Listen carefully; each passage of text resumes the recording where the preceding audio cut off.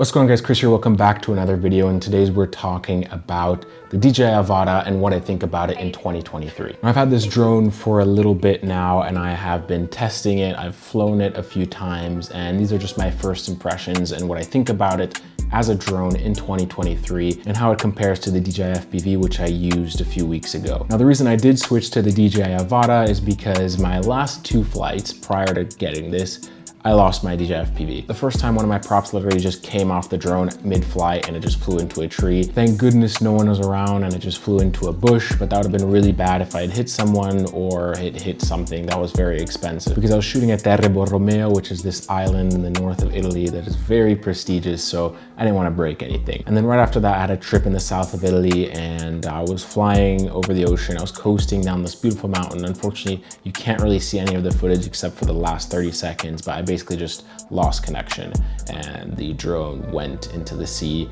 And we spent about 6 hours swimming around trying to find it, could never find it, so that one's just gone. And yeah, this sucks because prior to this, I had never lost or crashed a drone before, and that was kind of unfortunate. So I was like, okay, instead of getting another DJI FPV, why don't I try the Avata? And let's talk about it. Now, here are the specs of the DJI Avata, just so that you can take a look at them, but I'm gonna talk about the pros and cons of what I've noticed so far coming from the DJI FPV. So first, let's start with the pros. The first pro starts with this right here, which is the battery. So I've noticed the battery life on the Avata is a lot better than that on the DJI FPV. On the DJI FPV, I would get around 5 minutes of flight time before I would bring it back.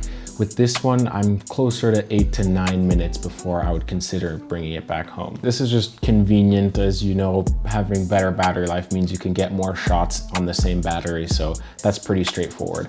But the second part I really like about this is their size. They're tiny compared to the DJI FPV batteries, and traveling with it makes it so much easier. So yes, first pro are the batteries. Second, we're gonna go to the drone itself, and that's the prop guards. Now, I've never flown a Cinewhoop before, which is basically this style of drone with prop guards. Before this, it's nice. It creates a little bit of peace of mind when you're flying around things or people. Even if you make a mistake or the drone makes a mistake, you can't really do too much damage. And that is to the drone itself as well as its environment. I've actually nosedived this drone twice already because there is a little bit of an issue with prop wash, but we'll get into that later. I flew straight into the floor. If that had happened to the DJI FPV, it would have been totally destroyed and that would have really sucked. But fortunately, this comes with very strong prop guards, and for beginner flyers, that is amazing. The next thing is the fact that it comes with these goggles right here. These are the Goggles V2, and these are really nice because they're a lot smaller than the previous goggles. The video quality is a lot better. You don't need to connect a cable with the battery to keep it powered. It has built-in power, which lasts long enough. The range seems to be a bit better. It's smaller. You don't need to screw in any antennas. The antennas you literally just flip up like this, which makes it really convenient for travel, which is one of my main points for getting an FPV drone. So having one with a smaller footprint in terms of all the accessories you need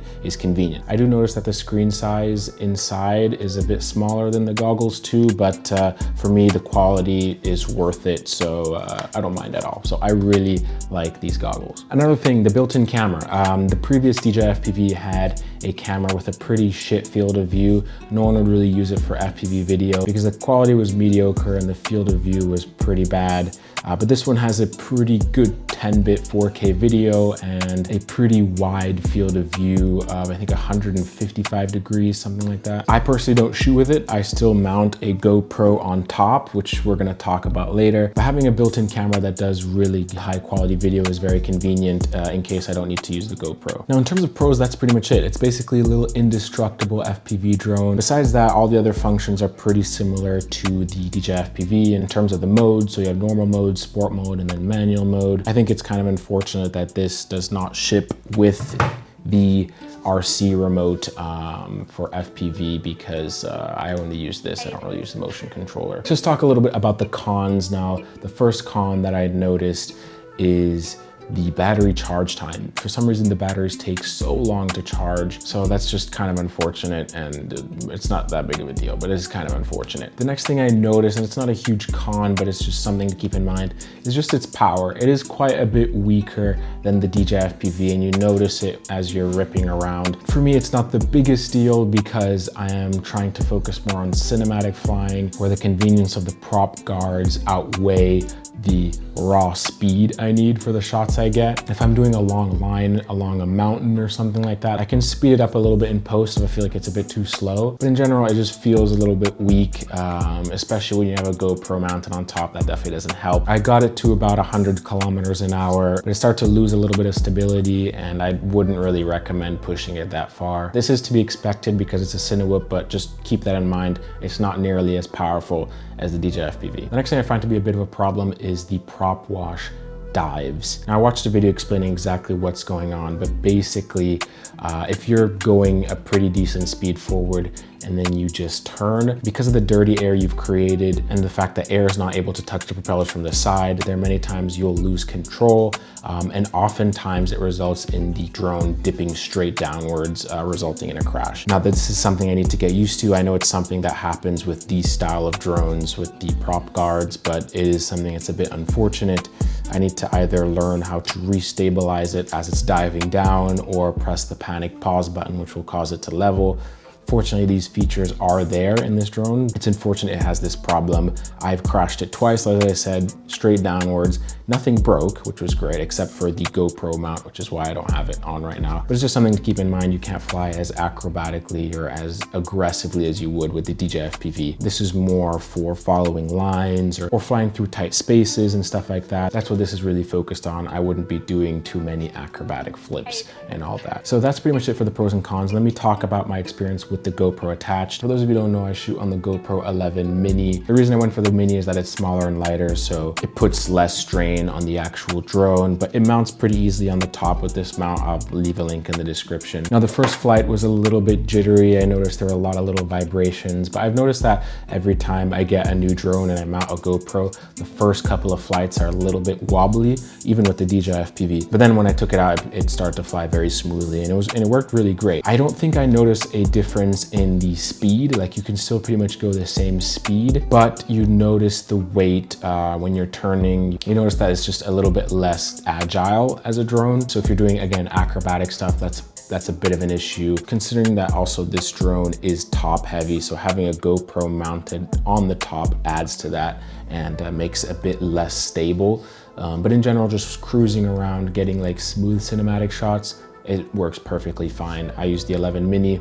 I'm pretty sure it could lift up a full-size 11 or 12 as well, no problem. And in terms of flight time, I didn't really notice that much of a difference. Yeah, you may shave off a minute or two, but with the GoPro on, it was about like 8-9 minutes of flight. Without, it would be closer to 10 to 12. So yeah, but for me, an 8-9 minute flight is already a long time to be flying with an FPV drone, so not a huge problem. Now, in terms of the final verdict, would I recommend this or the DJI FPV? I think you pretty much can come up with your answer already. If you're flying around people or precious things, if you're flying slowly, if your focus is just on getting smooth cinematic shots, then I'll definitely go for the Avata over the FPV. I feel like I have so much more control over this and it's so much more forgiving. I feel like for client jobs, this is a lot more of an appropriate tool. It's a little bit less scary, it makes less noise. I can bump into things and it's not a huge deal. So if you want to do cool one-take shots or something like that, this is definitely the way to go. Now, if you're more into the acrobatic style FPV, then I would definitely go to the DJI FPV. Or if you plan to do travel videos where you're filming at really large landscapes that you want to dive down, I mean, you can dive with this, you just have to be careful with its weight.